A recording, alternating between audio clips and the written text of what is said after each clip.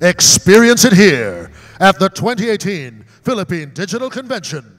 Be fearless. Ladies and gentlemen, this is going to be one exciting ride.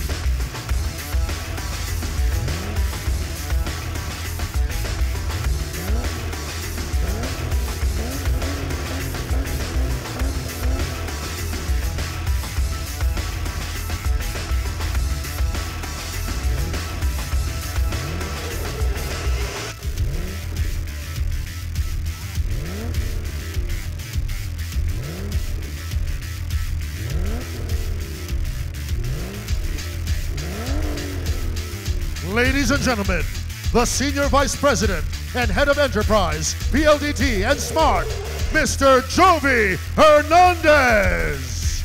All right. I love my job. Good afternoon, ladies and gentlemen, and welcome to the 2018 Philippine Digital Convention. Are you guys doing okay? Mahina, eh? Good afternoon. Come on, show us some excitement. Now, who was here last year? If you recall last year, I came in as a rock star, yes? With my goatee, I had the sleeveless leather jacket and all. And we promised you last year that 2018 is going to be much bigger and much better. And here we are today. Was my entrance better this time? Yes, agree? No? Come on, guys. Okay. Now, have you guys been to the Digital Expo? Yes? Did you find it okay? It was nice, huh? Anyway, before I go any further, allow me first to acknowledge the presence of some very important people, especially from the PLDT group, starting off, of course, with our big boss, our Executive Vice President and Head, our Chief Revenue Officer, EPLDT President and CEO, Mr. Eric Alberto.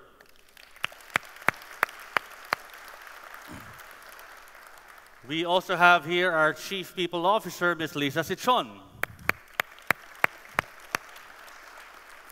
Our Chief Analytics Advisor, Mr. Ralph Brunner. And I'm very pleased we also have members of our board, Mr. Pedro Rojas here. Thank you, sir, for being here. Marifez Zamora, President of our PLDT Smart Foundation, Mr. Esther. And of course, who doesn't know Mr. Monis Berto? Say hello, Mon. And of course, later on, our own Chairman and CEO will be here with us this afternoon. Now, I would also like to thank first the market research firm. They're the leading market research analysis and advisory firm, IDC. Where's IDC? Where are you guys? Sudev, thank you guys for being here. IDC has been our partner for the fourth consecutive year. And they have helped us to make this event one of the most sought after, if not the most sought after event in the country today. Of course, thank you to our sponsors. Our diamond sponsor, Cisco. Our platinum sponsors, Fiber Home, Globaltronics, Huawei, and Samsung. Gold sponsor, Nokia. Our silver sponsors, Akamai Technologies Incorporated, Polycom, Vectrus Incorporated. And our bronze sponsors, Dell EMC, MSI, with partnership with Hewlett-Packard Enterprise and Aruba. We have Intel, Palo Alto Networks, Soprano, and Tel Aviv. We also have our exhibitors today, SAP, Comworks, Fujitsu, IPC, Logitech, and NetPacific. So if you recall last year, we now have more sponsors and partners and exhibitors, and we're hoping that some of you will join us next year. Of course, last but not the least, I would like to acknowledge all of you, our partners and customers. Thank you very much for investing the time to be with us today. So, let's get on with the show. The world we live in today is so exciting, wouldn't you agree? It is constantly changing. But at some point in time, none of these innovations existed. Take, for example, light.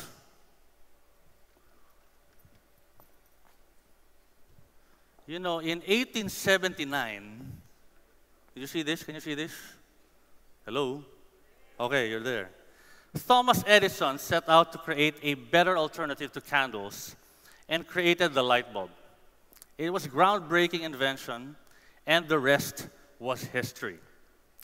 But you may not know, what you may not know is that before this creation, Edison was actually considered a failure. His school teachers called him too stupid to learn anything. And he was fired from his first 2 jobs for being unproductive. Apparently, he wasn't the first to try and create the light bulb either. Some historians claim that more than 20 other people or inventors attempted to do it. But Edison persisted. And in his efforts to perfect his creation, he was said to fail over 1,000 times. In the end, his creation outdid all others and became the first commercially available incandescent light bulb. So as we look back in our history, you will see that the world has been defined by a few brave individuals who challenged the status quo.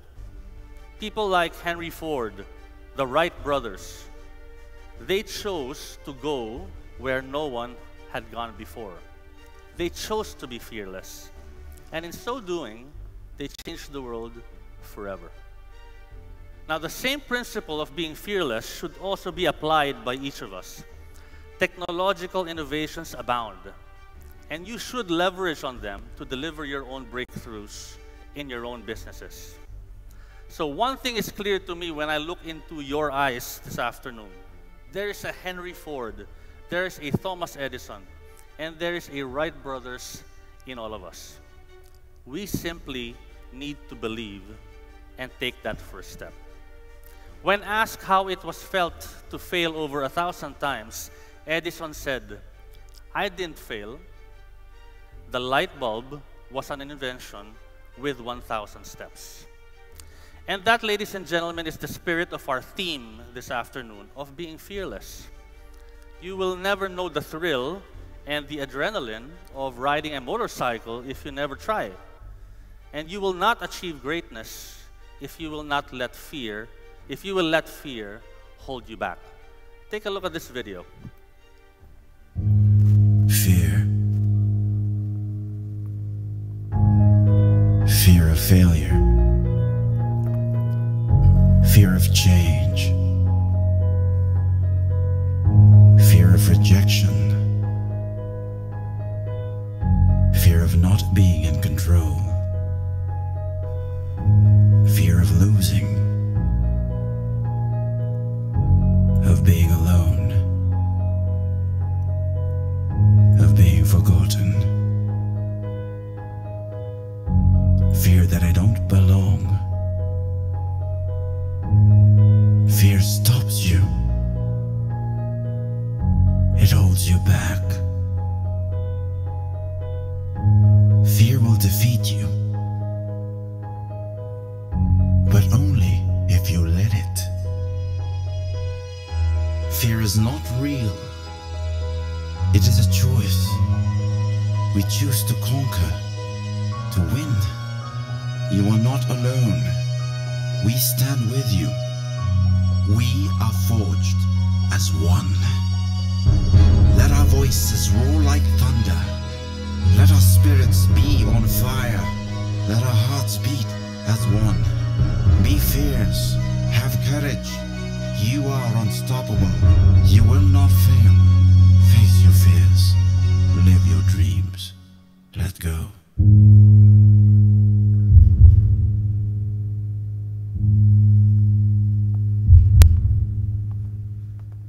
that, ladies and gentlemen, is our call to action this afternoon. Our challenge to each of you. Take that first step with us. Together, let's be fearless. So once again, ladies and gentlemen, welcome to the 2018 Philippine Digital Convention, brought to you by PLDT Enterprise. I hope you have a good afternoon.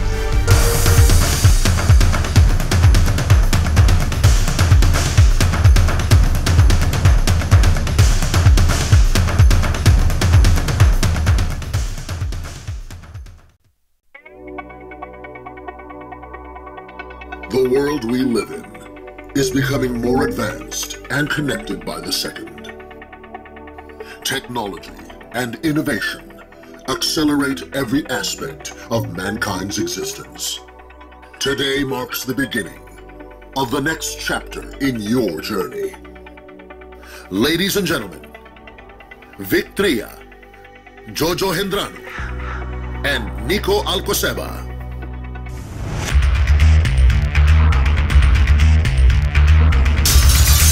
Groundbreaking innovation at unprecedented velocity. The world we live in is accelerating into the future faster than ever before. We evolve, we grow, we transform, we break through because we must. Technology creates disruption. Disruption creates change. But only fearlessness can inspire true and lasting innovation. Fearlessness will carry us into the future.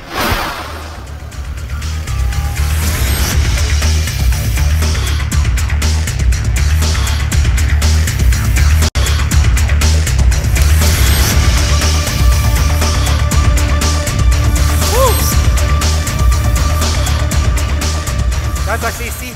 You like my entrance? Hello everyone, welcome to this year's Digicon, where we stand on the brink of something infinitely exciting.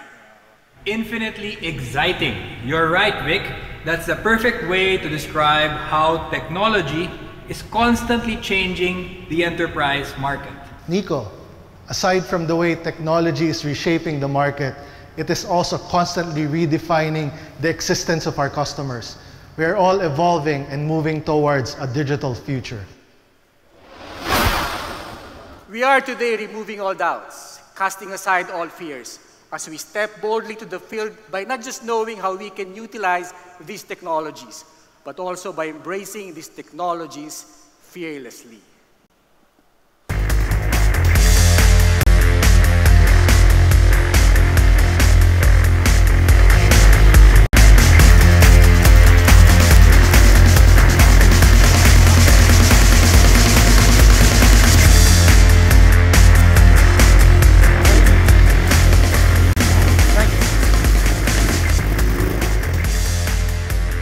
Mind going to work in that. Last year, we redefined the enterprise experience by giving you a glimpse into the future of industries. But that elusive future is here, and it's happening now, which is why this year we're riding fearlessly into the future. They say innovators are like daredevils. They are not afraid to take risks, and they constantly push their limits. They carry out all pursuits with a strong and fearless conviction. And this is our invitation to you. As we zoom in on innovations and technologies that transform the world as we know it, we need you to welcome uncertainty and be energized by the unknown. With disruption comes a need for speed, and it's high time for you to accelerate into your success. It is only in being fearless in the face of technology that we can get ahead and drive unprecedented growth for our enterprises. But what exactly does it mean to be fearless in the face of technology? It means pushing boundaries beyond what you know and what you have to continuously revitalize your enterprise. It means being bold enough to take risks. For this, we can take inspiration from the so-called unicorns, private companies valued at billions of dollars. If unicorns are the stuff of fantasy, so was the myth of the billion-dollar technology startup. But guess what? These unicorns are very much a part of our reality today. They exist because of a new generation of disruptive technology, coupled, more importantly, by visionaries and entrepreneurial spirit. Take, for instance, Brian Chesky. An industrial designer, he shared an apartment with a colleague in San Francisco. The 2007 conference of the Industrial Designers Society of America in that city resulted in all hotel rooms being booked. Unable to afford rent for that month, the pair bought 3 air mattresses, rented out their apartment, calling it Air Bed and Breakfast. This was the beginning of Airbnb, which is now valued at $25.5 billion. And its CEO, Brian Chesky, he has made it to the Forbes list of America's richest entrepreneurs under 40 and Time's 100 most influential people. What about a platform for developers to collaborate on open source projects through a social layer? This was the exact brainchild of Tom Preston Werner, Chris Wainstrat, and PG Hyatt, founders of GitHub. Dubbed as Facebook for developers, GitHub alerts developers through social media channels like Twitter. It has today more than 15 million registered users collaborating on over 35 million software projects. And take note, it is not only used by developers, but also by customer service teams to collaborate with customers.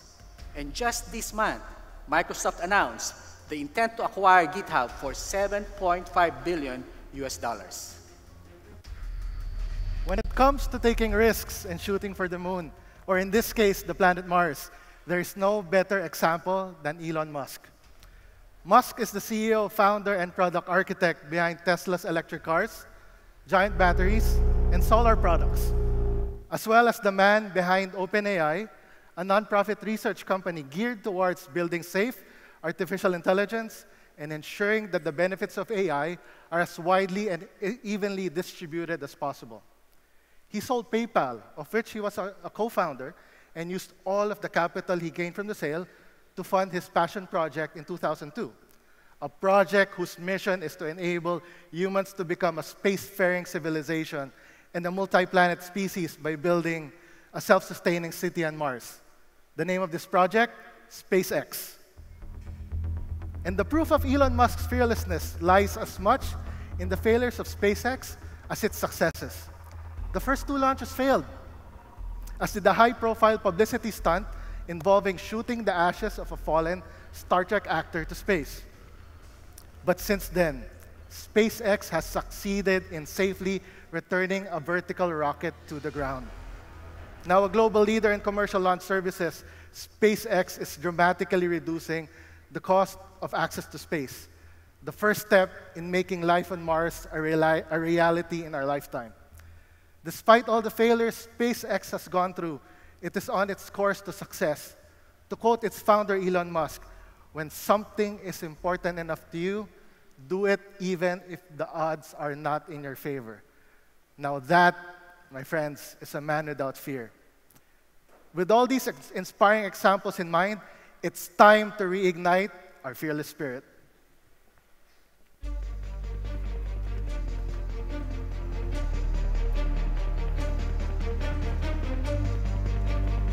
Who is afraid of artificial intelligence? People agree on one thing: AI can transform the world. What they do not agree on is the kind of transformation it brings. Will AI benefit humanity? Or will it be our downfall?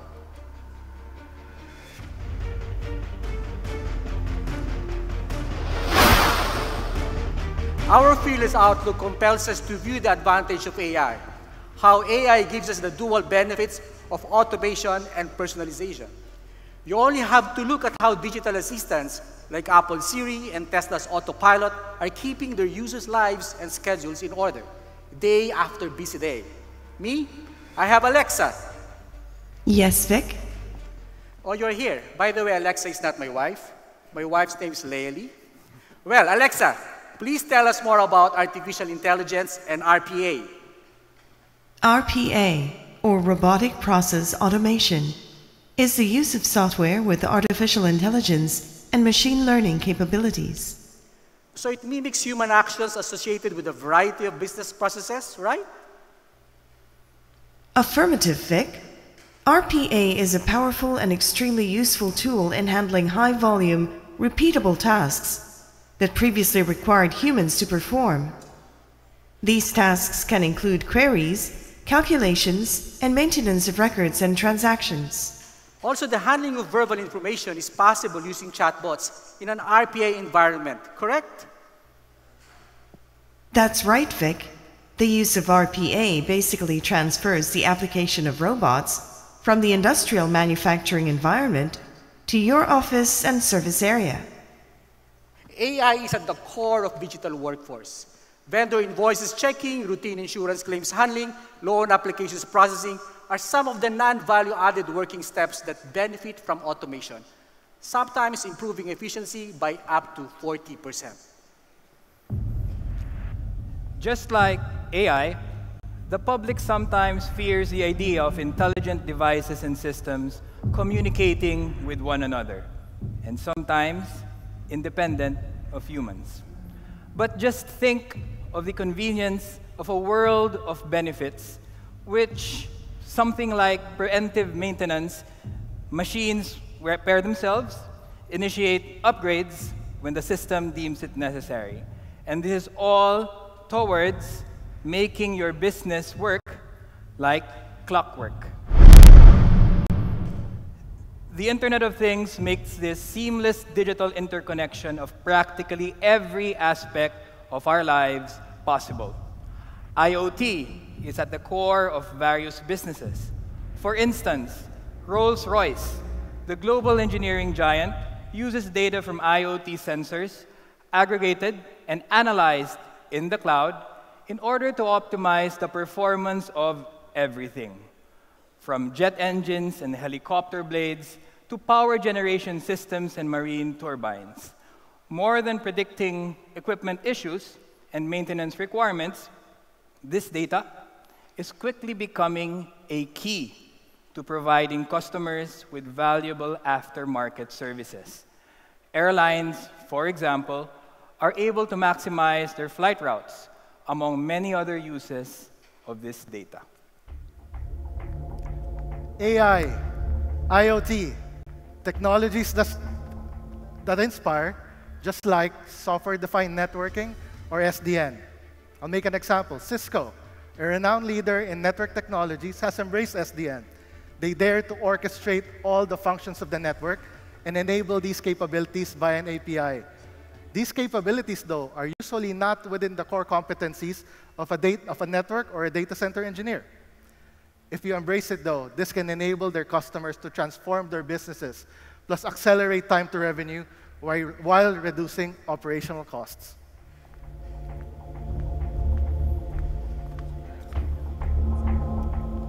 AI, IoT, SDN. Seeing how enterprises benefit from technology, we ask once again, who is afraid of technology? Today, we aim to dispel your fears about doing business in the digital age with even more new products and services. Solutions that are sure to eliminate your worries about digital transformation. But we know the reality of the human condition. What we do not understand, we fear. Fear also comes when you feel that you're facing something alone. Today, we are sending out this message against fear. You are not alone. And together, let's conquer the digital jungle with something truly powerful, knowledge. Let's get to know about these new technologies that you can expect from PLDT.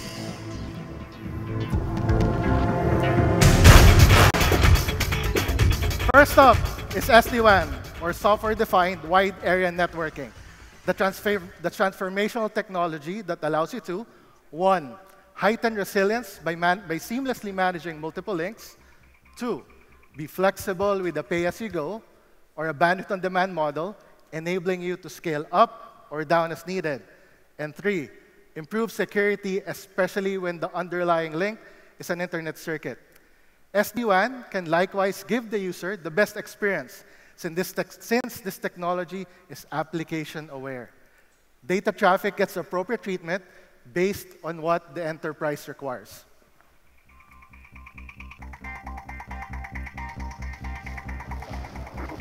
Consider also the real-life scenario of a parent who is in the process of allowing his or her child to have access to smart devices. The parent can rest easy, knowing that the sites frequented by the child may be tracked, and even those that the child visits may be selected and controlled. This can be done without touching the child's device itself. The parent can do it from his or her own smartphone. That is how enterprises can enjoy a greater level of control or flexibility with SD-WAN. Just think, branch-heavy industries like banks and retail can further improve data uptime, especially as their applications become data-dependent, centralized, or to the cloud. BPOs can better address seasonality requirements of their clientele, and other industries that have time-sensitive applications can prioritize those applications over the rest to ensure performance. But why use telco-managed SD-WAN? A PLDT-managed SD-WAN will provide complete SD-WAN management, freeing up your valuable time. It will give you the option to evaluate and deploy an SD-WAN in phases instead of a flat monthly subscription. It will provide higher and unified SLA that guarantee application and network performance across the distributed WAN locations. You will experience painless, progressive, and seamless adoption of SD-WAN in your business. And there is singular accountability across all scope. Only the telco is answerable to you on all counts. So you see, you have everything to look forward to with enhancing your business with a software-defined wide area network and absolutely nothing to fear. So Vic, what's next?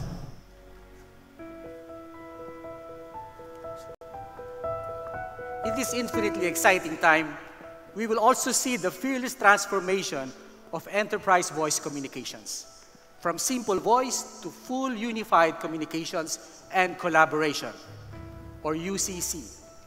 PLDT is reinventing unified communications as a service. Unified communications uses all the applications and features of the voice telephony system, data, and mobile network to help enterprises become more efficient and productive both in the workplace and everywhere else.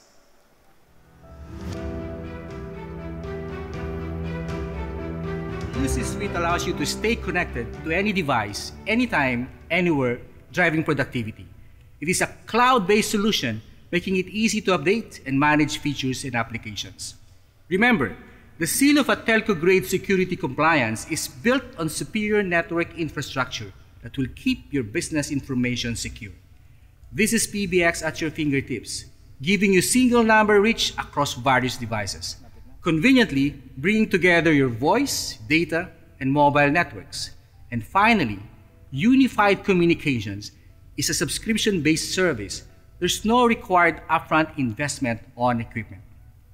So take the first fearless leap with us as we move together from simple voice to unified communications.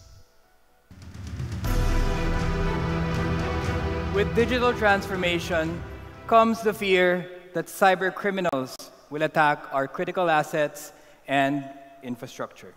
So we have to be prepared and protected. But it's not just about protecting our own data. Equally important, it's about protecting the data that our customers have entrusted to us.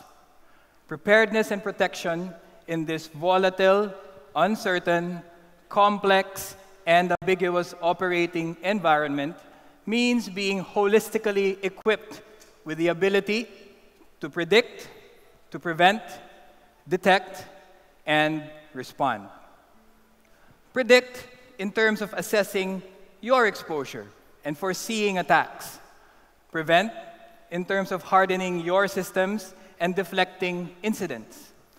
Detect in the event of an incident and the ability to contain it. Respond in terms of investigating the profile of the attack and remediating it. The good news is, complex though as it may sound, you don't have to look far to find the solution. Nor do you have to face this challenge alone.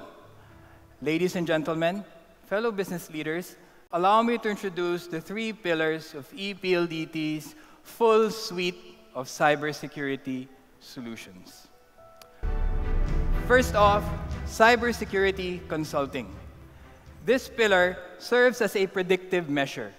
Here, internal risks and vulnerabilities are identified before they affect your organization. The second pillar is managed security platforms. These serve as both preventive and detective measures where technology and tools are installed, configured, and managed to stop cyber threats from entering the network, endpoints, and critical devices. The third and final pillar is incident response. This pillar addresses the detective and responsive measures through real-time alerts and incident response via an expert team that is working 24/7. These 3 pillars form a secure and powerful ecosystem of protection for your business. Now, let's see how this really works in action, with particular focus on our Security Operations Center as a service. The task of a Security Operations Center is to collect logs from various devices and continuously monitor, detect, analyze, and respond to cybersecurity incidents with the aid of expert manpower, leading-edge technology, global best practice methodologies, and ever-expanding threat intelligence. At PLDT, we go beyond just security monitoring. Proactively identify and predict threats by actively scanning cyberspace for threats and exploits and testing them in a lab environment. This is combined with global and local threat intelligence feeds to create an ever-evolving database of threats. We go beyond the usual security measures, complementing an organization's existing security tools by adding the ability to respond quickly in case of an incident. We go beyond the usual dashboards, correlating logs from your critical devices, regardless of brand, to get a holistic view of where and how the cyber attack entered and what systems were affected. Let's look at an example of a medium-sized financial company. This organization needs to comply with regulatory requirements not just of the Bangko Sentral ng Pilipinas, but the requirements of the Data Privacy Act. The company has hundreds of critical assets and security appliances to monitor separately and wants to implement a more holistic view for better security incident detection. However, the cybersecurity talent required to do 24/7 monitoring and incident response does not exist within their organization. Finding that talent proves to be a challenge since cybersecurity experts are few and far between. Purchasing a large SOC platform by themselves is difficult to justify internally, especially if they want to roll out monitoring only for a few servers at a time. It would also take long to deliver, install, and configure any hardware and software related to the SOC platform. So it's time to let go of those fears and face the future. Be fearless and plunge boldly into the digital era.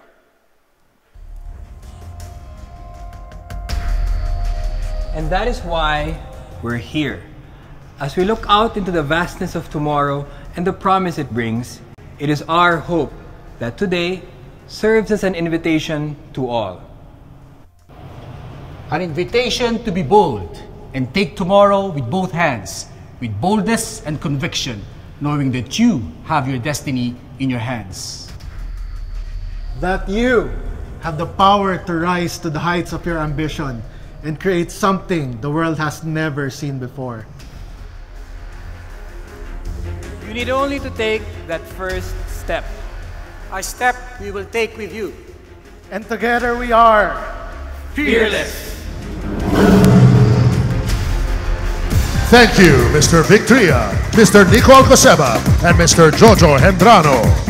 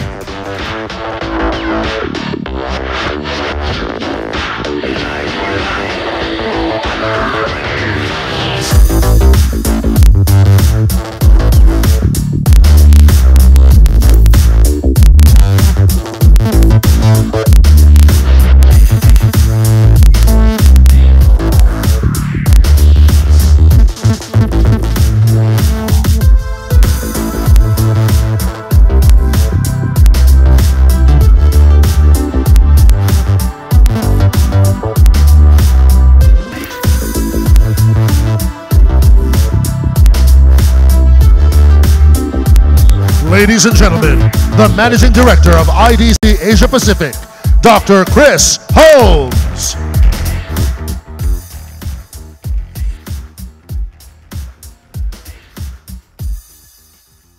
Good afternoon. It's a pleasure to be here. If you notice, I made my stage entrance by feet. Old technology, I know, but still valuable. So what I want to do in the next 15 minutes is to just give you some food for thought in terms of what we're seeing as the opportunity for digital transformation. And the one thing that I want you to take away from what I'm going to say to you this afternoon is that it is real, and it is here, and it is happening now. Okay? If you don't want to listen to anything else I've got to say, just remember that one thing. So, again, we get a lot of questions within my team. And by the way, I think I have one of the coolest jobs on the planet because I get to talk to all of you about what you're doing with technology. So I get to hear all the stories, see all the examples as to how you're embracing technology to make fundamental business changes. That's the cool part of my job. The not so cool bit is actually trying to put some spending numbers and some sizing around that, but I'll share that with you shortly. But when we talk around transformation, there's a lot of confusion that we still see amongst people thinking about or starting to embark on projects. I want to be clear. It's not about buying a new printer. It's not about installing a single piece of software. It's not about buying a new server. It's fundamentally changing the way you operate, the way you make decisions using technology. Fundamental, okay? It's not business as usual and we just sort of enhance it, we speed it up a little.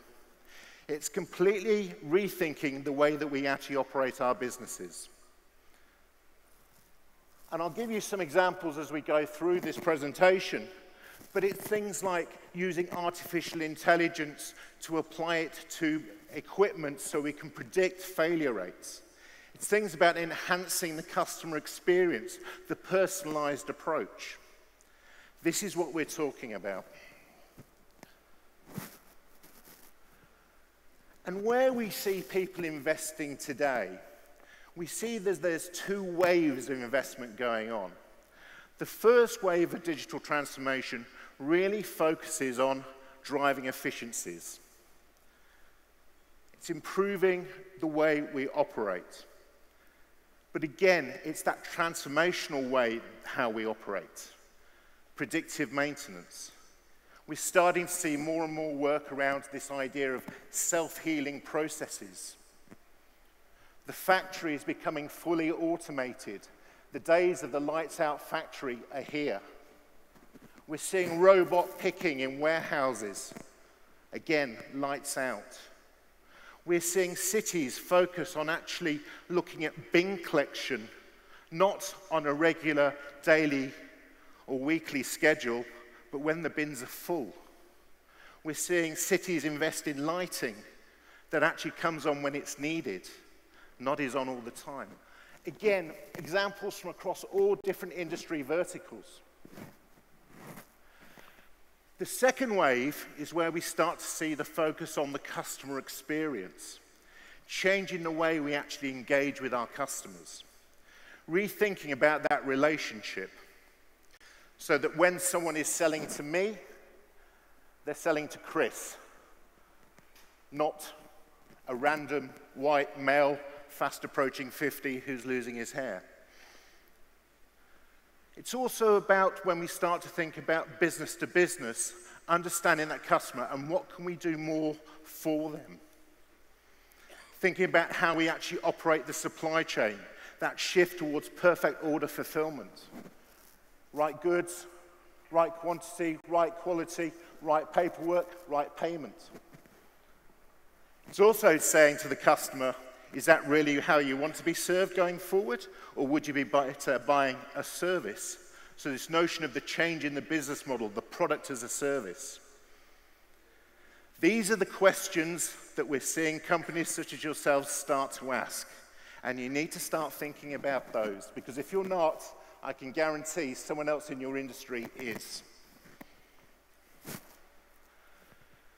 So, the reality. In 2018, we expect worldwide spending on digital transformation, this is the hardware, the software, the services, to be over $1.1 trillion. I'll just let that sink in. It's a big number, a very big number. And what's really interesting when we did the work to figure out what this spend number was going to be is that we started to look at it from a different approach. We started to look at how companies were changing business outcomes. And when we talk about changing business outcomes, it's about putting a combination of technologies together to have a business impact.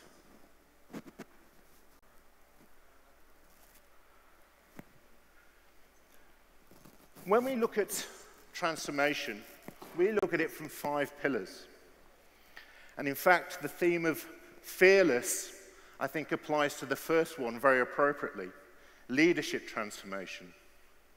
In all the work that we've been doing, looking at how and why transformation projects succeed, it's the leader who's driving it. And why do they fail? It's because the leader isn't driving it. We also talk around this notion around customer experience transformation. Again, how we engage with those people who are actually buying our product or our service. It's about the information transformation. I know all of you collect data. Do you use it? I know a lot of you don't. But we're starting to see more and more organizations look at data as another resource that can be sold. It's another product, it's another service. And those of you who are attending the transportation workshop tomorrow will have further discussions on this. It's also around the operating model, primarily IoT driven. And again, we've seen the discussion go from what is IoT to, okay, where am I going to implement it within my organization? Becoming more and more widespread, and again, more and more of an offering of a complete product set. We also talk about the workforce transformation, because this brave new world of operating digitally is going to be changed. The job I did 20 years ago, which actually was calculating spare parts for aircraft engines, is now all done by sensors. My job is gone. What is the role of the supply chain planner going forward? It's going to be automated. We need to think about how our organizations are going to change, how the people are going to have to change to work in these new type of environments. And again, we started to do a lot of work around sort of project-based, outcome-based ways in which organizations are going to operate going forward. So, when I said digital transformation is real, the boxes on here represent the size of the spend in different use cases. There's a lot more behind this, but these are the big ones, okay? And the number is by how fast it's growing. What you can see is the two largest areas of growth in the Asia-Pacific, excluding Japan, region, are robotics. Robotics in manufacturing and robotics in healthcare. I will say these numbers are somewhat skewed by China. China is the largest purchaser of robotics in the world at this precise moment in time, and will continue to do so going forward. But when we start to think about robotics, and again, in large, medium, smaller organizations, too expensive, too complex, I'm telling you, the price is dropping significantly. We're seeing more and more automated warehouses. We're seeing more and more implementations in the retail and the hospitality sector. You walk into an airport and you're greeted by a robot who will then scan your passport and issue you your boarding pass. Things like freight management. This is where we're starting to see asset tracking, use of IoT, product assurance, understanding where the products are at any particular time, where your assets are. Asset instrumentation, predictive maintenance, we've talked about that. Autonomic operations, excuse me. This is an interesting one. This is all to do with self-healing processes. So again, I want you to think of your factory. You have a machine. We embed some intelligence in the machine. The machine starts to fix itself when it detects there's an error. We then put in a line of machines, and across each of those machines we have that intelligence, but across all of the machines we also have some intelligence. The factory will start to configure itself and run itself based on where the technology has come from and the use of artificial intelligence. So again, a whole host of areas that we're really starting to see pick up in terms of investment in this part of the world. What's holding us back? What we do see is that a lot of you still have islands of innovation. You've got islands of technology. Things aren't connected. I also won't ask you how many of you are still running your business on Microsoft Excel. Yeah, I normally get a laugh, more than we know. But what I want to talk to you about very quickly is, and suggest to you, is that you really need to start thinking about how you can bring these islands together, these islands of technology. Because what we're also starting to see is there's a new growth in terms of shadow IT. A lot of people are attending conferences such as you today. They're hearing about the brave new world of technology, but then they go back into their organization and the enterprise systems really aren't delivering what they actually want. So they're going out and buying services, software as a service. All you need is a credit card. We can hide it on the expense report. And so we're starting to see another growth in terms of this shadow IT. So again, you as IT professionals need to really start thinking about how you can put in place the mechanisms that you can actually satisfy those business outcomes, put a plan in place, and communicate with the users. And what we're suggesting going forward is that the fundamental decision that IT decision makers are going to make over the next 2 years is around the platform, this idea of an intelligent platform, something that actually brings all the data together and enables us to actually act on that data. And what's interesting about this is we're not just talking about acting on the data from an information technology perspective, but acting on the data from a technology perspective. And again, things when we start to talk about the robotics, whether in the warehouse, whether in healthcare, whether on the manufacturing shop floor, whether in the city, actually starting to coordinate with those pieces of equipment. So it's no longer just a platform for information technology, it's a platform for technology. And this, we think, is going to be the prime driver, prime business decision that organizations are going to need to make over the next 1 to 2 years. So, the challenge, and I do like the theme of fearless, we see it becoming more and more focused on the leaders in your organization. You've got a horrendous job to do because everyone knows what the technology is capable of, but you're sat there with these legacy systems, these islands of IT, these islands of innovation, and your budget really isn't getting much, much bigger. You really need to think about how you're actually going to change going forward. Really doing more with less. And then on the other side, you've got those unicorns, you've got those startups, you've got those people who have no legacy starting to come after your businesses. If you were to set up your business today, what would it look like using the latest technology? Would you have the big monolithic ERP implementation, or would you have a SaaS model? Would you buy everything in, or would you operate on an OpEx model? More and more we're seeing organizations who've changed, have really focused on actually throwing out some of the things that they've held dear for the past 20, 30 years. And that's when you need to be fearless. You need to let go of what's working today and think about what's going to work tomorrow. And it's a very, very difficult thing to do. Fear of failure.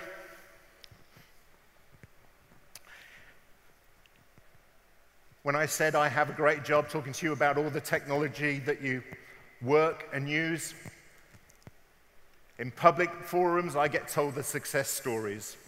Normally at the bar, I get told the failures. Because no one actually really wants to advertise those. And there are a lot, okay? Do not worry, you are not alone. There are a lot of technology failures out there.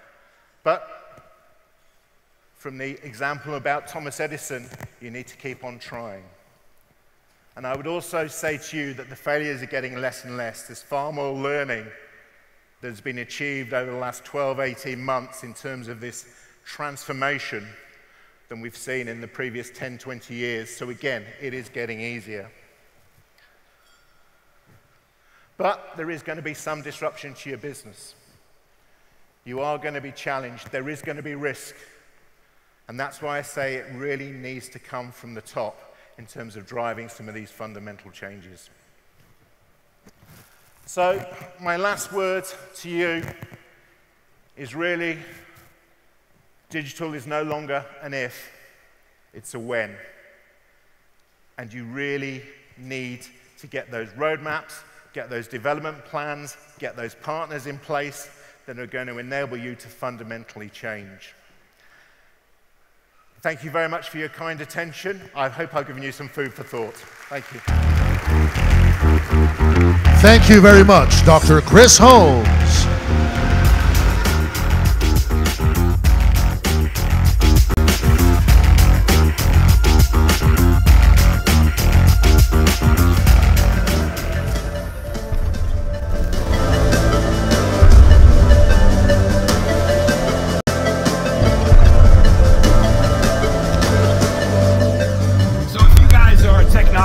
And entrepreneurs, you want to start thinking exponentially. Instead of being scared by the disruptions of our age, you need to become an exponential thinker. You can author the world you want. If we could live without fear,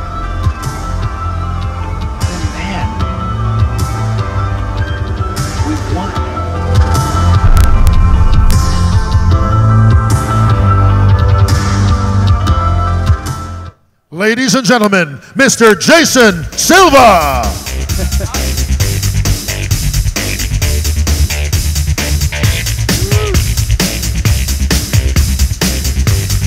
Hello, Manila. What's up, guys? How's it going? It's fantastic to be here with you guys in the Philippines. It's been an extraordinary 2 days gearing up for this talk, and I am so excited to be here with you guys today. So this theme, fearlessness, right? Let's go beyond fear. Everything we want is on the other side of fear. And I'm looking forward to getting into this topic in the space of technology today. So my name is Jason Silva. For those that don't know, I am the host of National Geographic Channel's Brain Games television series, which is a television show that I think has struck a chord with people because it highlights not just our perceptions of the world, but our misperceptions of the world. And nowhere are there more misperceptions than in the world of technology and innovation. A lot of the fear, a lot of the apprehension that we have in the face of rapid technological change has to do with the fact that we don't see it coming, that we often misperceive what's happening. So my goal today is to provide a different narrative, a different interpretation, a different lens from which to see what is rapidly transforming our world. So this, for me, all starts with a passion for human creativity. This all starts with a passion for human imagination. And this has turned into a passion for technology, because I believe that technology is the embodiment of human creativity in the world. I believe that technology is the literalization of human imagination in the world. I believe that technology is how we turn the human mind inside out and how we impregnate the world with mind and creativity. The cognitive philosophers, David Chalmers and Andy Clark, in their extended mind thesis, they actually describe technology as a scaffolding of mind that extends our thoughts, our reach, and our vision. And it has always been so.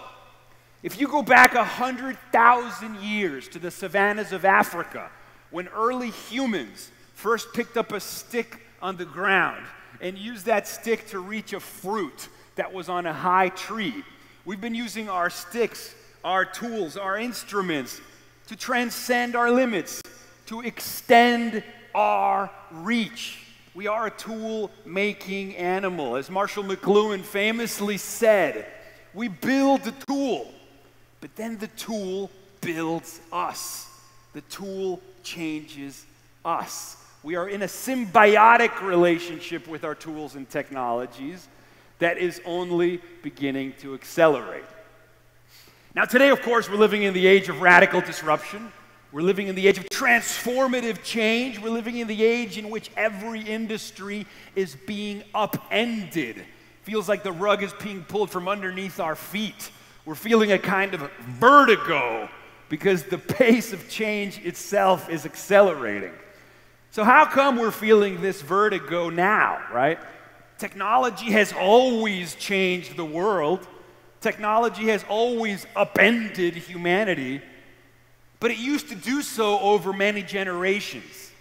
People used to be born into a world and they died in a world that didn't change very much within their own lifespans. It's very different today.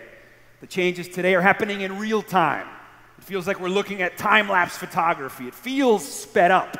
It's perceivable in real time. And that's why it's so much more traumatic, because we're not used to having to deal with these changes in real time. And so why? Why is it now felt so viscerally? And this has to do with the fact that technological change is exponential.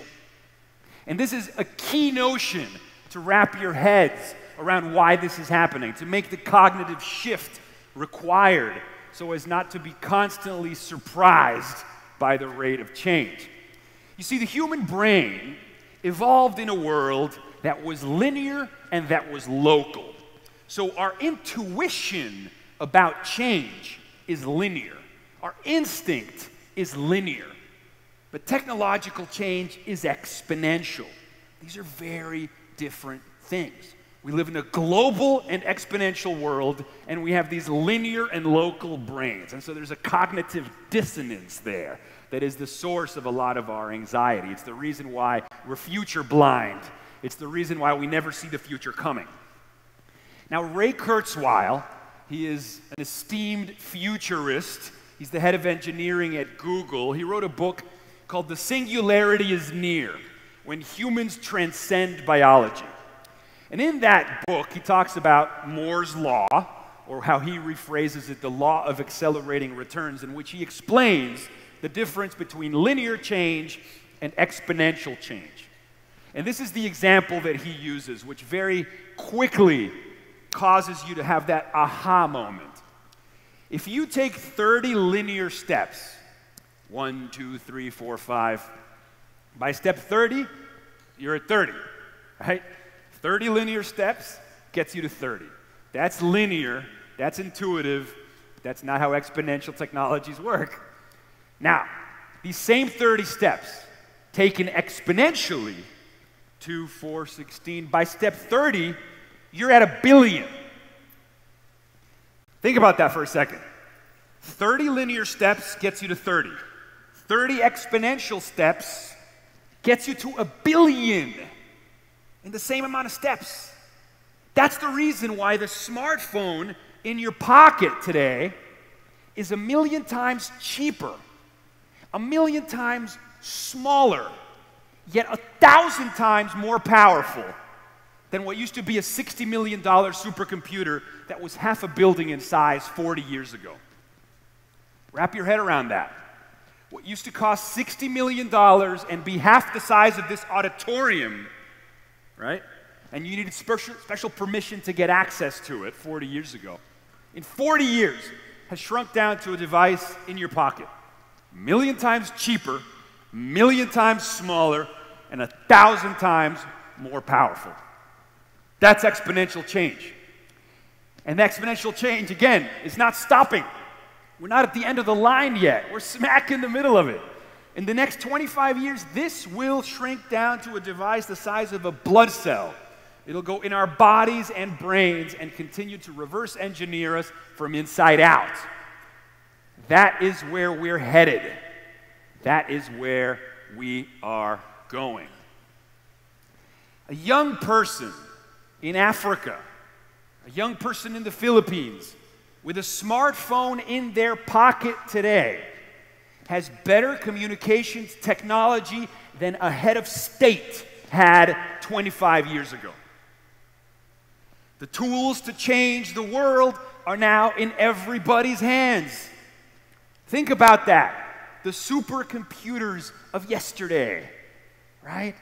The devices that nobody could afford and nobody could access, that were the size of buildings, are now in each of your pockets.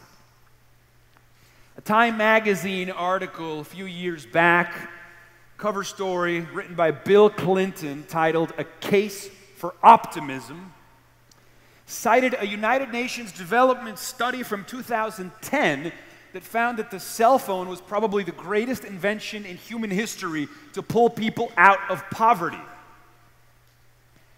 Now, often people say, oh, well, these technologies, they're only for the rich. But as Ray Kurzweil likes to answer, oh, you mean like cell phones? These tools and technologies advance exponentially, and their price performance advances exponentially too. They get better, they get faster, they get cheaper. The tools to change the world are now in everybody's hands. Stephen Johnson, in his book Where Good Ideas Come From, A Natural History of Innovation, talks about what he calls the adjacent possible. The adjacent possible exists in the perimeters of possibility.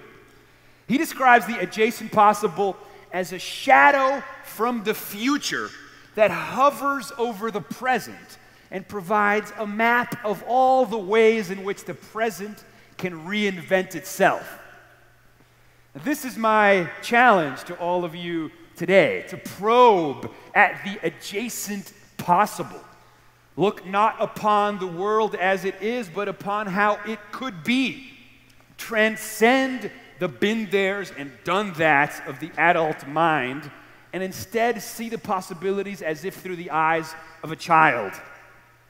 To think exponentially is to have imagination unbounded by the traditional limitations that get in our way.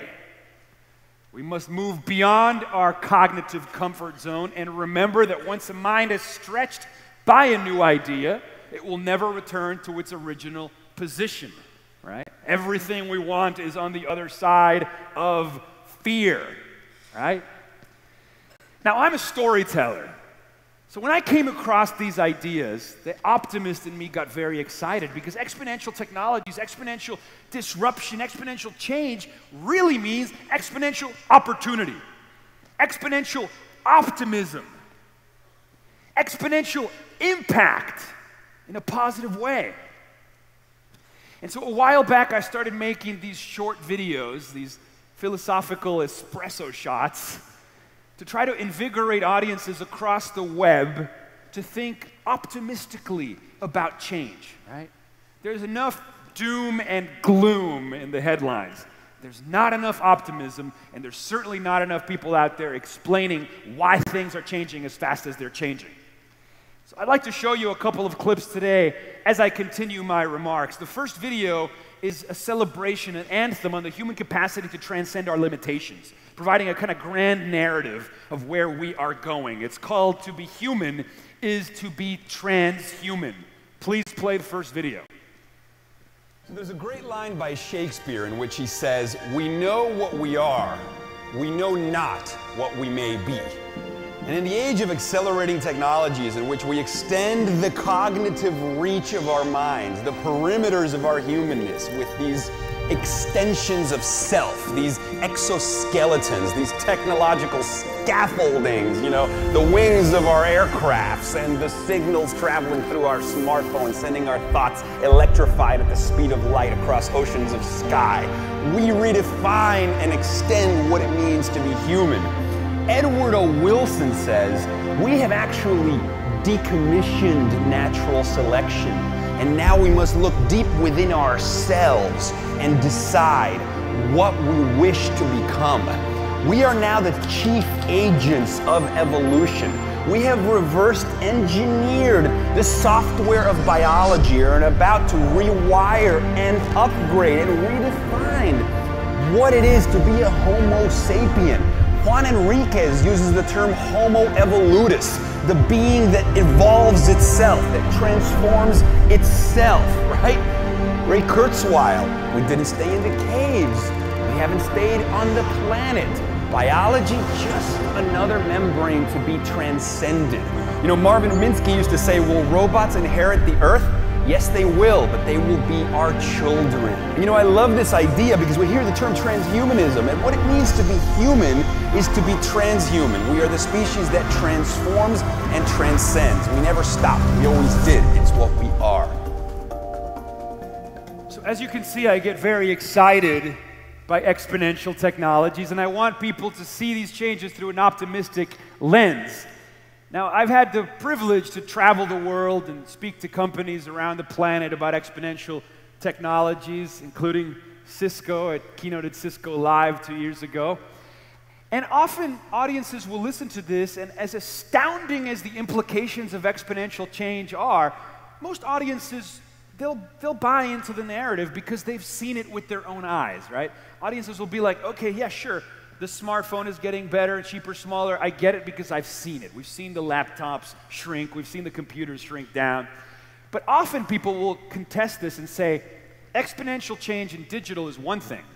But what about the world of biology and concrete, right? We still dwell in a world that has to be built out of concrete, and we live in bodies made of biology. Well, it turns out that software really is eating the world. Biology and concrete are now becoming information technologies too, and are thus now subject to the same exponential speed advancements. So let's start with biology. You've probably heard the term biotechnology and genetics. Biotechnology means mastering the information processes of biology. Because as it turns out, biology is a language. We are made of code. We are linguistic all the way down. Our genes are little software programs. Freeman Dyson, the eminent physicist, talks about a very near future in an essay penned, The Age of Biology. A very near future where a new generation of artists will be writing genomes with the fluency that Blake and Byron and Shakespeare wrote verses. That the new canvas for our creativity and artistry and programming capacity will be biology itself. That the next trillion-dollar enterprise will be the enterprise of biology. That healthcare will be as upended and transformed as traditional businesses were by digital and information technologies. Gene sequencing, as an example, the speed at which we can sequence our genes, has been advancing 3 times faster than Moore's Law. 3 times faster than these exponential numbers I was talking about before. And Silicon Valley is taking note. Computation is marrying biology. Google co-founder Larry Page, a few years back, launched Calico, the California Life Extension Company, a software company for biology that very quickly scored a Time magazine cover story called Google and the End of Death. Because when biology becomes an information technology that we can manipulate, program, and upgrade, we really start to take control of our own evolutionary destiny. Not only can we program our genes away from diseases, but we can potentially delay the onset or even reverse aging itself. What it means to be human is up for grabs in the age of biology and computation, and gene sequencing, and synthetic biology. And believe me, this is a new space that will be incredibly important for any and all industries across the world. Then you have nanotechnology. Nanotechnology, which is also advancing exponentially, means patterning atoms, building blocks of the physical world, the same way we pattern and program ones and zeros in digital tech. It's a very good metaphor to explain it. So, just the same way moving ones and zeros around allows us to create the rich tapestry of worlds in digital tech, manipulating atoms and programming atoms with nanotechnology turns the physical world into a programmable medium. So when the physical world becomes a programmable medium, we're talking about software that writes its own hardware, which, by the way, already exists in nature. If you take a seed and you plant it in the soil, that seed is an information file that instructs the matter around it to turn into a tree. With nanotechnology, we take that power into our hands. Software that writes its own hardware. Then, of course, artificial intelligence, non-biological intelligence, continues to advance exponentially. Non-biological thinking, extending our cognitive capacities potentially billionfolds. And these are the big 3 that in Silicon Valley are said to be the technological revolutions upending the world. Biotechnology, nanotechnology, and artificial intelligence. And these 3 technologies, which are overlapping, paint a possibility space, paint a world beyond the event horizon that is almost unfathomable for us to imagine. It's a little bit like drawing a line in the sand before language emerged or evolved, and trying to explain, poetry, Shakespeare, and all the magic of rich symbolic language to humans on the other side of that line. Well, we're the humans on the other side of that line. We can't even begin to imagine the possibilities for our business, for our creativity, for our capacities on the back of these exponentially advancing technologies.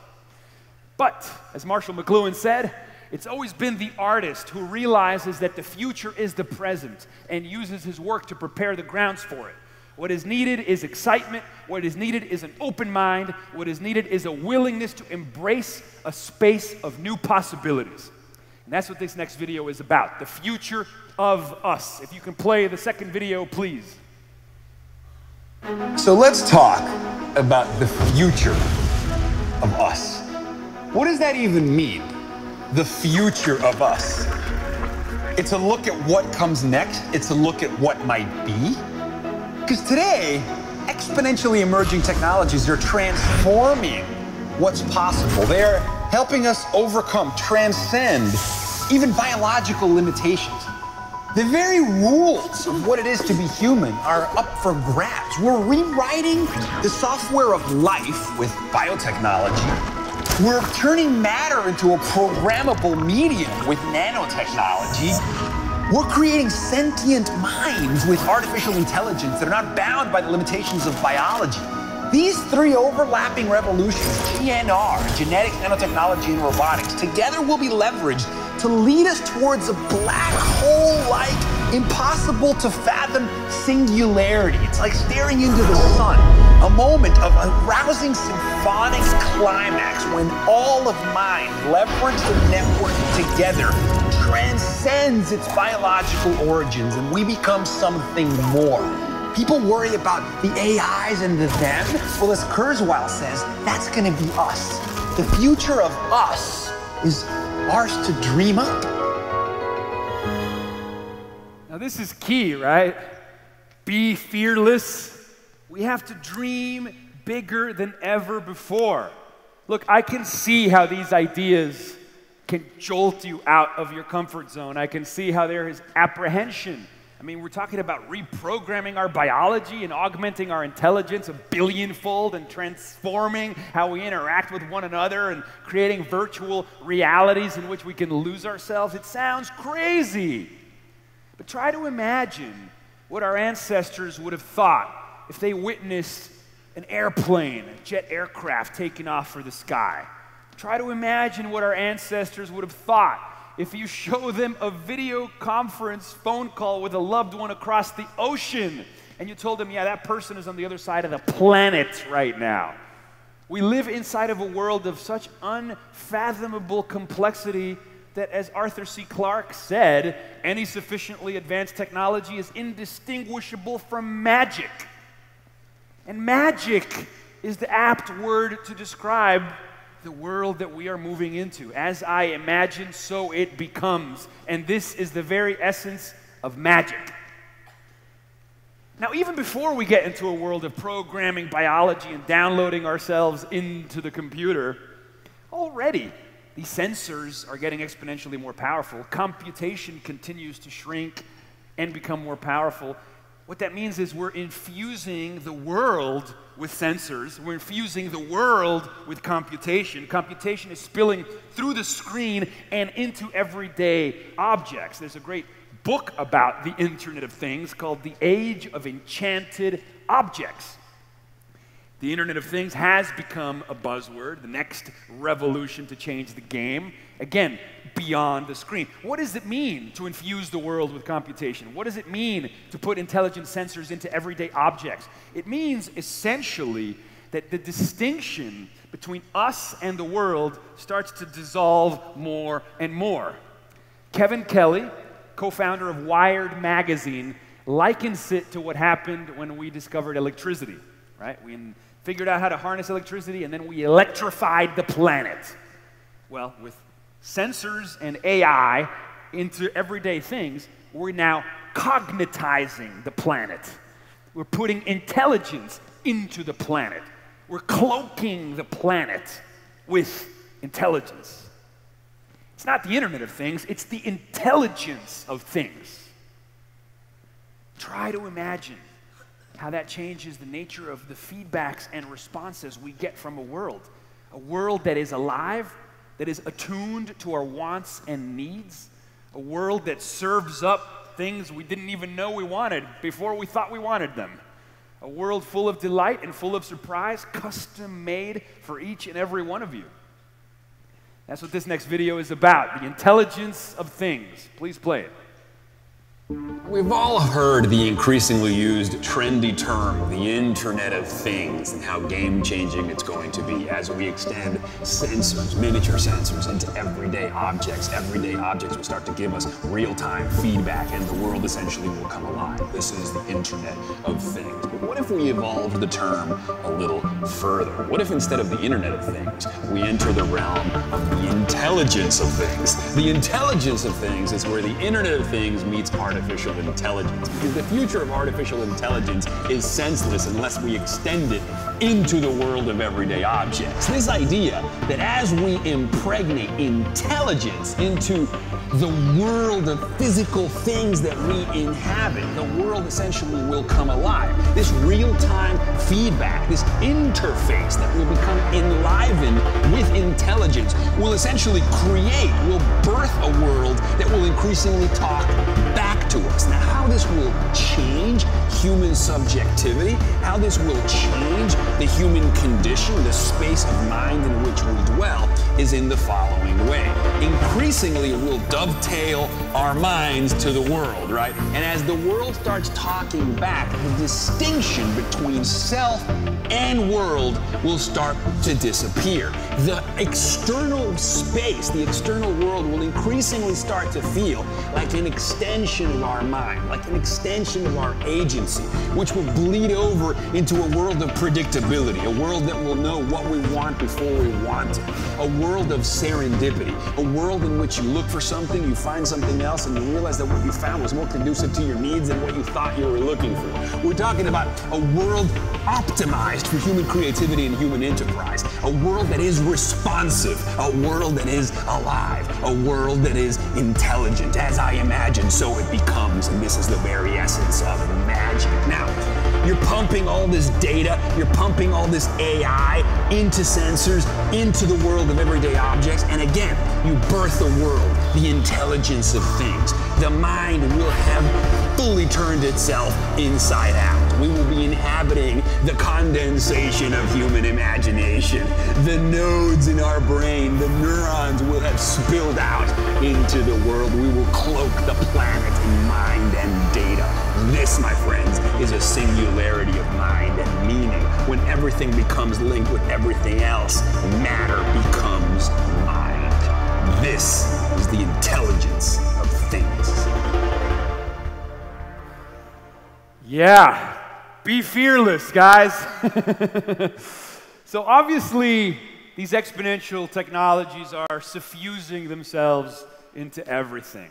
Disruption is not just limited to your business. Disruption is everywhere. Disruption is going to upend the human construct, the human civilization. The human-made world is going to be the human and machine civilization, and this is happening exponentially. But again, you can geek out on biotech, nanotech, and AI, and you can wax philosophical about how this is going to improve our businesses, and this is all great.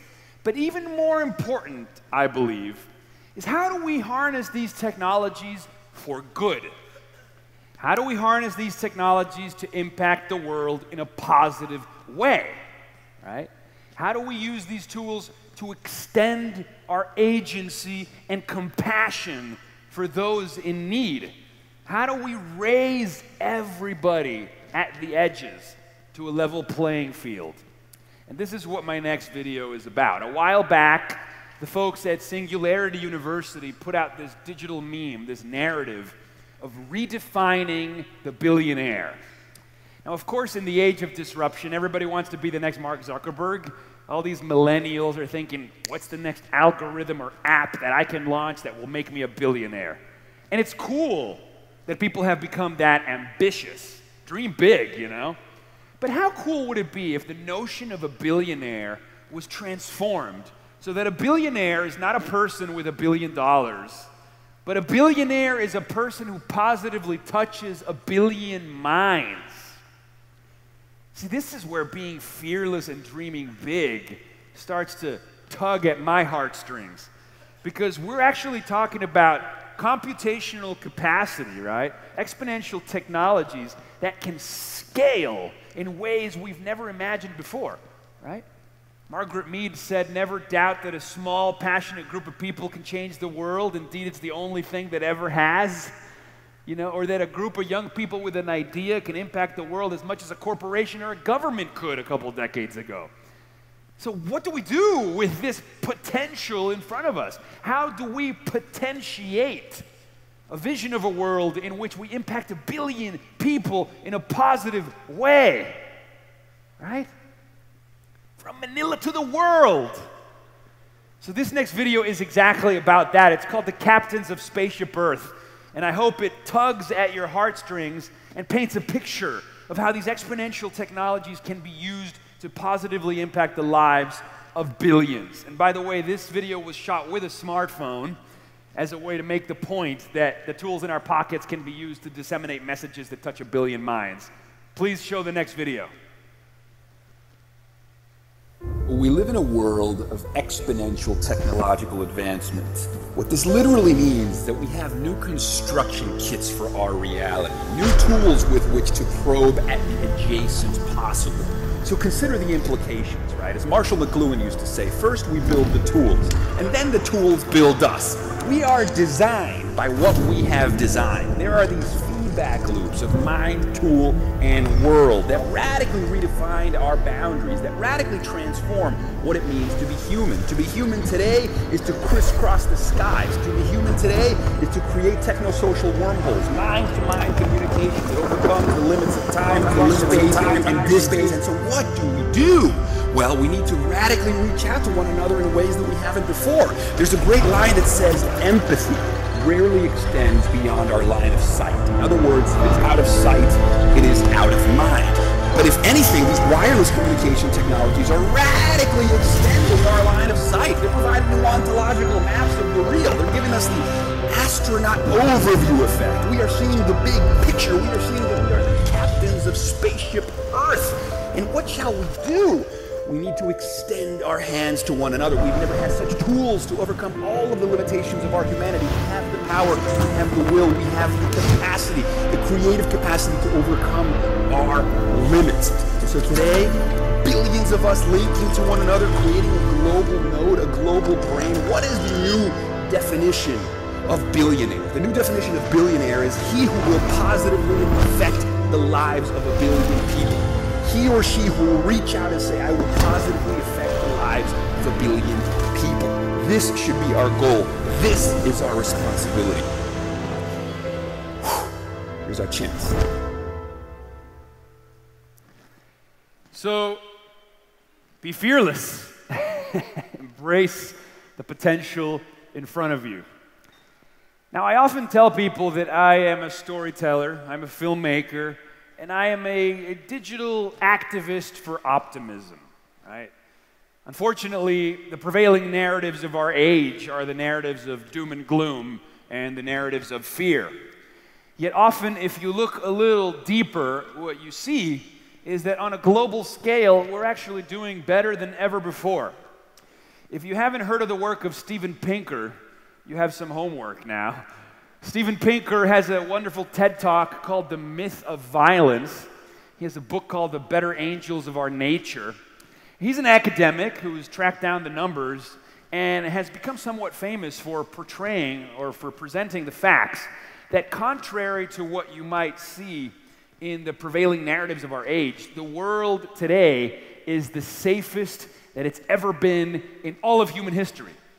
That the chances of a human dying at the hands of another human on a global scale are lower than they've ever been in all of human history. Now, that doesn't mean there aren't pockets, problematic pockets across the world and places that are more violent than others, but globally, taken as a whole and compared to trends in the past, we live in the safest age ever, which is a wonderful counter-narrative to a lot of the fears and apprehensions about tech. Because people say, well, these technologies are going to destroy the world. Well, yeah, but except the world has become safer and more peaceful in spite of the fact, or maybe because of the fact that these technologies have become more powerful. Think about that for a second. Hans Rosling was a statistician that was made famous also on the internet for painting these animations that showed every nation on earth by every measurable indicator of quality of life, and he just basically showed the rise towards betterment. there are reasons to be optimistic. There is evidence to be optimistic. I'm not being Pollyanna here. I'm saying move away from the doom and gloom and look closer at the facts. There is reason to be hopeful that not just, first of all, we've done well, but that we can do even better. Now, I call my videos shots of awe. And awe, for those that don't know, is an experience of such perceptual expansion, such perceptual vastness, that your mental models, your assumptions about the world have to be upended in order to accommodate that new information. People experience awe when they have the birth of a child, when they travel to a new culture they've never been exposed before, when they see something so beautiful it tears them open a little bit, right? And recent studies out of Stanford and Berkeley universities, among others, in the field of positive psychology, have found that awe, experiences that stretch our minds, that open our eyes, right, to something we've never seen before or hadn't considered before, have all kinds of cognitive benefits. So on the one hand, you have this exhilarating neurostorm of intense intellectual pleasure, this sense of wonderment, this sense of, hopefully you felt some today, of, wow, I never thought of it that way, right? You have that transient experience, but it turns out it leaves an afterglow. It leaves increased feelings of well-being, according to researchers, increased feelings of compassion, and increased feelings of creativity. So blowing your own mind once in a while with new information that stretches your models of reality is therapeutic and beneficial. And that's why I call my videos shots of awe. My aim is to delight, to surprise, to take you out of your cognitive comfort zone and beyond your fear filters to see what's possible. And so I have one more video, and then we're going to open it up to Q&A. And this last video is an anthem to awe. I invite you, when you look at the future, when you consider the future of digital technology, the future of disruption, the future of business, the future of humanity, the future of the Philippines, dream big, dream awe. Please show the next video.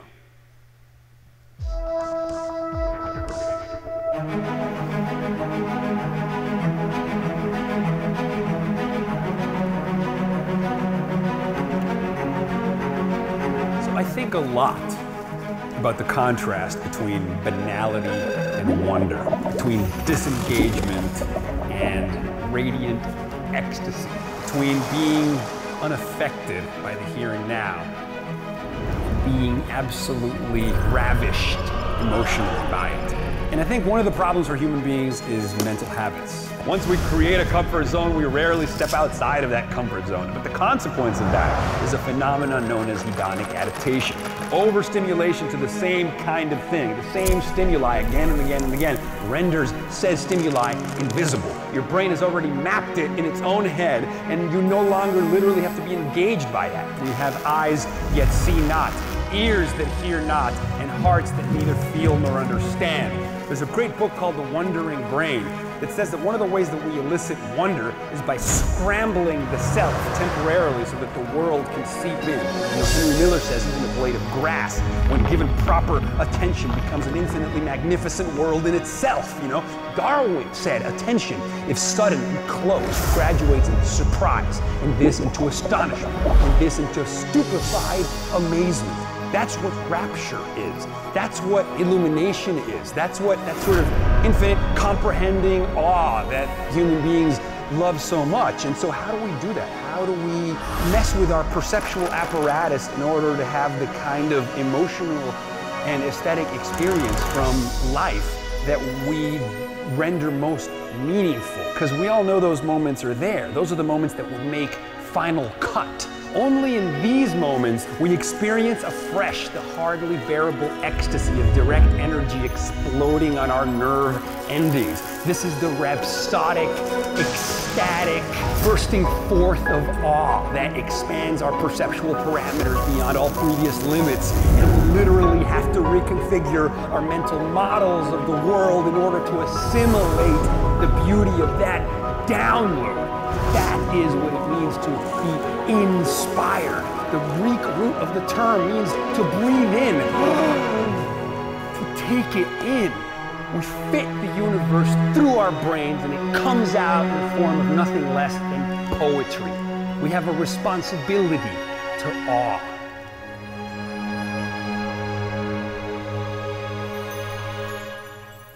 All right, guys, thank you for your attention. And now I'd love to open it up to Q&A. Thank you, Manila. Thank you for hosting me. Thank you for your kindness.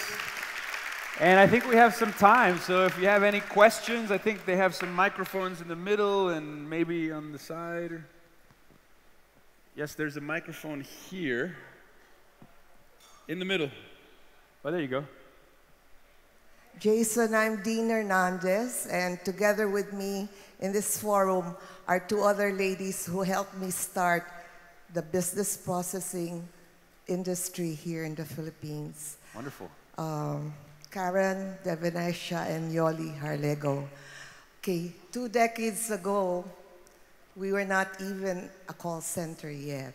We're now #1 over India when it comes to voice. Wow, cool. The question I have for you is, you know, over the 1 million voice call center agents we have today, wow, half of them will lose their jobs to artificial intelligence.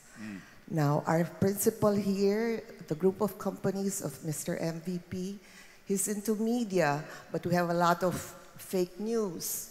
The Philippines is #1 when it comes to texting. We are in Asia Pacific. We're one of the 10 ASEAN countries.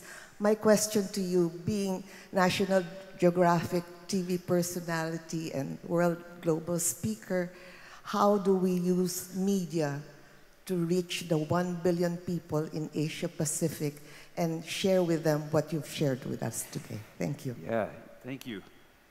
Yeah, well, I mean, you know, that is the challenge of our age, right? When social media ushered in this disruption and this democratization of voices, all of a sudden, everybody had a microphone and everybody could express themselves, and the traditional controlled outlets for news and information were upended. And we were quick to celebrate social media as the rise of a, you know, pluralism and everybody can talk. However, all technologies are double-edged swords. You can use fire. When we first domesticated fire, we could cook food, and that transformed humanity. But domestication of fire also meant we could burn the village next door. You know, the alphabet was the most powerful information technology ever, right? And we can encode words and language and transmit that language with the alphabet, but we could also hate speech propaganda, you know, oral warfare in a way, right? And so what we're seeing, I think, in social media, or how you refer to the fake news epidemic, that's the weaponization of social media, right? And you're taking a non-specific amplifier, which is what technology is, right? An extension of us, an amplifier of us. You know, we're like playing the guitar, and technology is like the electric amplifier. So it can amplify our impulses in any direction. It can be weaponized, and that's scary. But I remain hopeful that for every sort of push in a negative way, there's like a wave of resistance, and we kind of get back. You know, there's this idea of homeostatic capacity. It's not how many punches we give, it's how many punches we can receive and keep on going, you know? And I think society has shown immense resilience. In spite of our tools and technologies becoming potentially more dangerous, the world has become more peaceful. Got it, everything aggregated together. So it is my hope that the fact that the conversation is already happening about things like fake news and the weaponization of news and information, like, is already a good sign. It's a self-correcting system, right? Human organizations, there's all these emergent qualities that are just very similar to a human body, and when you get an infection, the white blood cells run there to try to fix it. You could think of fake news as an infection in the communications of the world, and hopefully we're going to remedy that. That's my hope. So thanks for your question. Thank you. Thanks, guys. Any other questions? Microphone here. This gentleman. All right. Good afternoon. My name's Mike Abundo. I'm with Real Media. We're a digital marketing firm out of Singapore. And before anything else, sir, I just got to say, electrifying talk. Thank you, man. Yeah, you got me to do a power pose while standing unconsciously because of what you were saying. Awesome. Thank I you. actually felt it in my body. It was amazing. Thank you. Now, as I'm thinking about all the amazing things you're saying, that to be human is to be transhuman, you know, all the possibilities you're opening our eyes to. At the same time, I live here in the Philippines, and I'm still trying to get my mom to use Paymaya, a wonderful PLDT product, by the way. That got me thinking, how can we take all the amazing things we're thinking about here and bring them to the level of the masses here in the Philippines? I was wondering if you have any insights regarding that you can share with us, sir. Yeah. Well, you know, in terms of bringing the technologies to the masses, you know, information technologies by their nature, at first, they're expensive and only available to a few people in elite positions, but they very quickly get better and cheaper and more accessible. You know, the wonderful Ray Kurzweil line is he says, oh, these technologies are just for the rich. Oh, you mean like cell phones? You know, like we've seen these technologies reach almost every sector of society. You know, my mother, she was teaching in the International School of Kenya for a few years, and she was shocked that she would witness, you know, the women selling fruits in a fruit stand on the side of the road, being able to receive payment on their phones. You know, like just incredible technologies in almost part of the informal economy, which points to where I think we're heading. I do think these technologies are reaching the masses. Now, whether the narratives of how these technologies change lives is reaching the masses, that I'm not so sure. Right? I do think people across the world remain convinced that things are getting worse. And I think that narratives matter because narratives govern action. You know, you tend to act based on what you believe and what you think is happening and what you think is possible. If people feel disempowered, they're less likely to act, even if they have the tool in their pocket that could make their life better. And that is a challenge. I don't always think that the people with the biggest microphones are spreading the most inspired narratives. I'm trying to do my little grain in the sand, of course. You know, for example, Brain Games was a show that was immensely successful on National Geographic, you know, in an age of reality shows that maybe are, you know, not as, not celebrating intellect, let's say. Brain Games, nonetheless, was a huge hit because I think it did something very intelligently. It was like, how do we promote science literacy? How do we promote brain science without boring our audiences? Because you're still competing in the marketplace of ideas in an economy that is called the attention economy.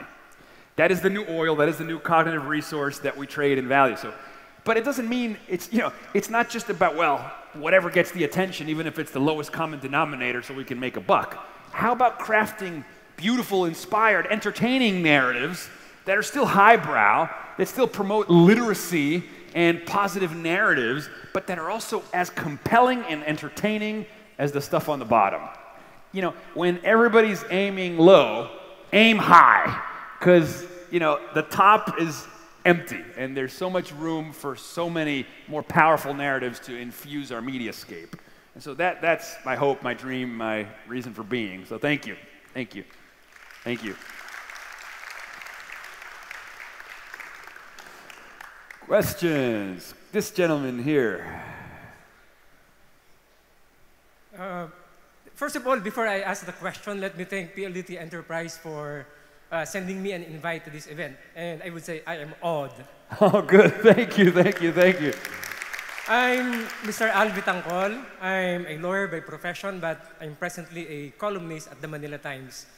My son is a great fan of yours. Oh, he wonderful. never missed a single episode of Brain Games. Amazing. So I will not be asking a question from my son.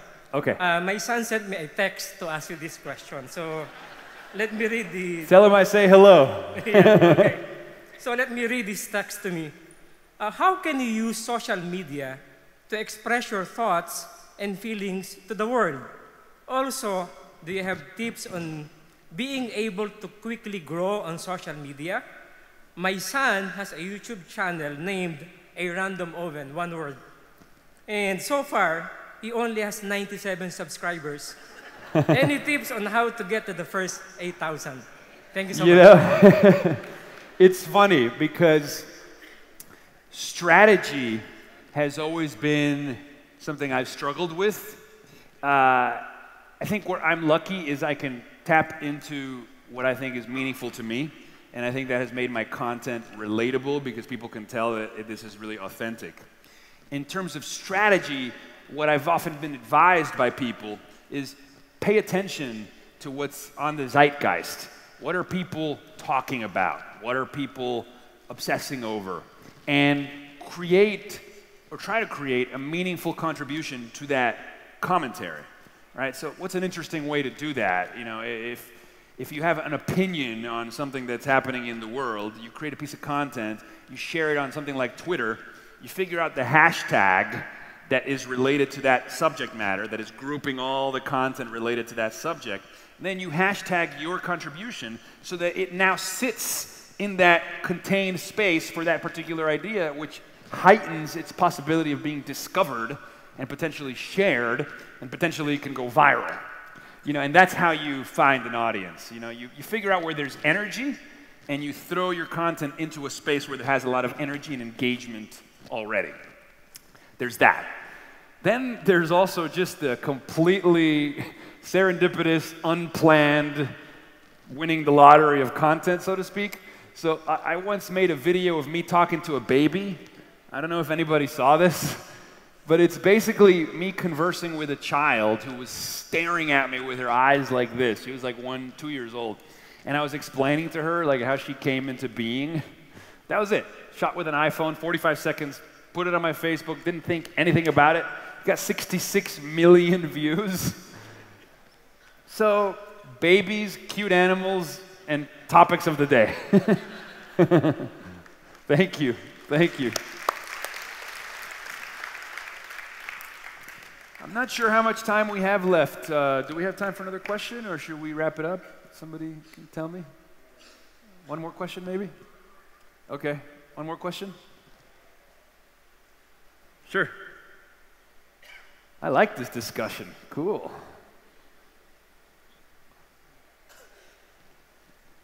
Hi, hey Jason, my name is Marty, and unlike most people here, I'm not from the tech world. My dad is. He brought me here. Nice. And I'm a fan of your thought about the future. And the thing about the future is that it's hard for me to imagine a place of where art will be. Because if you imagine many years ago, jazz was the main genre. And over the years, it's become this algorithm where producers from Sweden just kind of put some science to how people, what kind of notes would be marketable to people. Wow. Right? And art, like Shakespeare before, and then, or art back then was like the Renaissance art where everything was so detailed. And then later in the 90s, it became more grungy or like more messy. Now, my question for you is more of where do you see art in the future? Sure. Or what role does music, poetry play in the future? Great question. Thank you for that one. I feel like the first part of your question, you expressed a concern that if we use our technology to see too deeply into our art, we might like reverse engineer it so that what was once spontaneous, exuberant jazz is now like an algorithm that we can use to program music that will automatically be a hit. And that it seems a bit cheap to deconstruct the magic of art and turn it into a science, because then the reproducibility of it will rob it of its magic. That seems to be like what your concern is. Look, and this may be just me having a blind faith in the human capacity for imagineering, but I think that we use these tools as part of our toolkit, as part of our arsenal, but it's still, you know, we don't really understand consciousness yet. So I still think that it's that human element that will delight and that will surprise. I have no doubt, for example, virtual reality is going to be a new canvas for poetry, for art, for creativity, the likes of which we've never seen, right? Because now you have an entire universe that you can animate. We can all step inside of a universe that can be rendered to give us agency and participation in a fully three-dimensional environment, indistinguishable from reality, and perhaps even better than reality. You know, it's not like the film The Matrix where we're trapped in it. It's more like the inverse of that. It's the Matrix where we are all free to be the surfers of our own universe. But there's probably going to be artists that develop the skills to design the most gorgeous universes in VR that exist. You know, because not all of us are going to be the Renaissance painters of the VR cosmos. And so that will create a new market for new artistry, for new creativity that I think will be mind-boggling. So I think there's room for poetry and art in the future. Just like, you know, when YouTube came out and everybody was making amateurish videos, established filmmakers and content creators were like, where's the art and the poetry in YouTube? It's all lowbrow. But that's not true necessarily. There's a lot of art that has come from YouTube. There's a lot of poetry that you can find online. You know, I try to bring poetry with my videos, even though they're short form and competing with cat videos. So, you know, we do what we can. Thank you guys. Thank you very much. Thank you so much, guys. Appreciate your time. One more? Okay, one more question I've been told. Sure. Hi, good afternoon. Hi. Hi, sir. So my question is here. Where? Okay, cool. Hey. Okay. My question is, how do we maintain values and traditions of humans with the exponential evolution of technology? Great question. You know, I was going to start my speech with this particular statement, which is, how do we humanize the narrative of tech? I think that there is a proclivity to see these tools and technologies as somehow separate from our humanness. It's like, oh, here's humanity and nature, and then here's this like artificial constructions that we're making that are messing with nature and are eliminating our humanity. But that's just one interpretation, and I actually don't think it's the right one. I think, well, first of all, okay, Kevin Kelly from Wired magazine, he has a phrase to describe this force of technological creativity. He calls technology the technium, and he says it's the seventh kingdom of life. In other words, the same self-organizing forces in the cosmos that allowed single-celled organisms to couple together into multicellular organisms, to become animals, and then animals caught up in language and self-awareness, and then start making tools, and then use those tools to augment their capacities. All of it is kind of this transition from the born to the made, right? And we're smack in the middle of that transition. A lot of the more advanced techno-systems we're making are starting to mirror systems found in nature, which is amazing. Like the TCP/IP protocols that govern information flow on the internet, they look very similar to the way our neurons are organized in the brain, which look very similar to how forager ants hunt for food and the patterns in which they hunt for food. So I think what it shows us is that this duality between nature and tech is a false duality, right? All of it is allowed by the laws of physics, otherwise it wouldn't be happening. So if it's happening, if we zoom out far enough, I think what you see is that it's all part of a continuum of a move towards greater complexity and organization. So we are passengers, you know, in this ride towards, I think, more possibility for more creativity in the world. I know that's a bit metaphysical answer, but this is my view. So thank you so much. Thank you guys, appreciate you, Manila. Thank you PLDT. Thank you. Thank you, Mr. Jason Silva.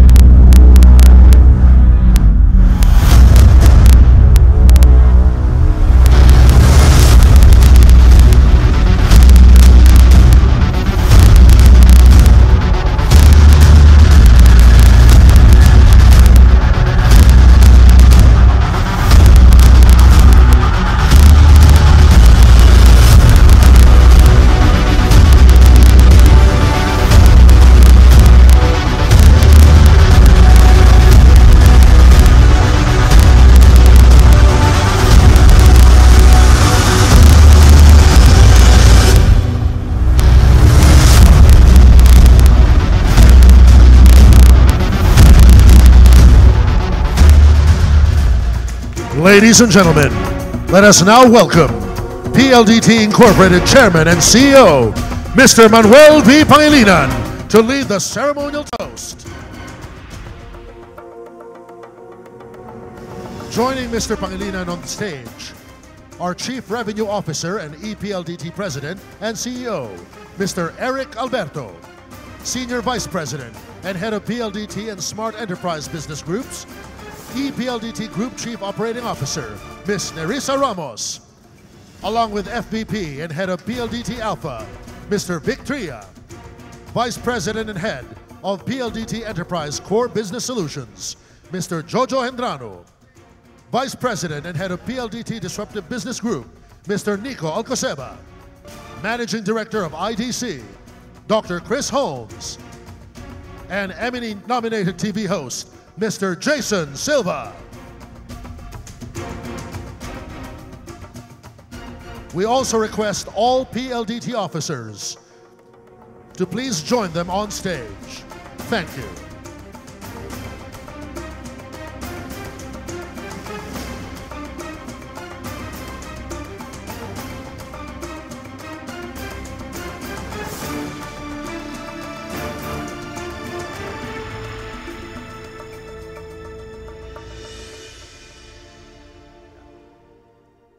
Before the toast, I'd like to first compliment the gentleman who complimented Pay Maya. Thank you so much.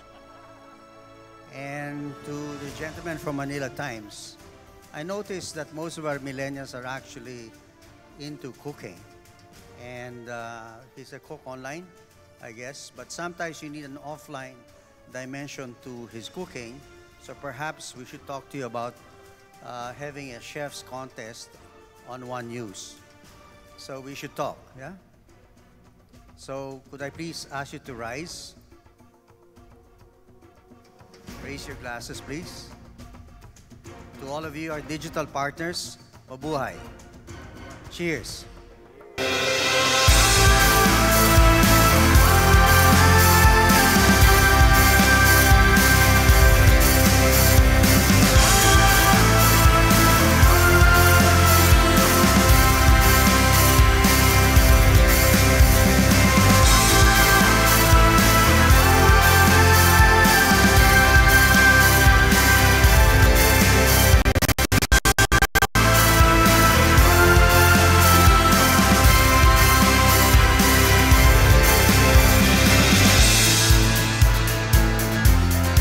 Again, ladies and gentlemen, thank you very much for investing the time to be with us this afternoon. Cocktails will follow in the next room. Again, thank you very much. Be fearless. Maraming salamat po.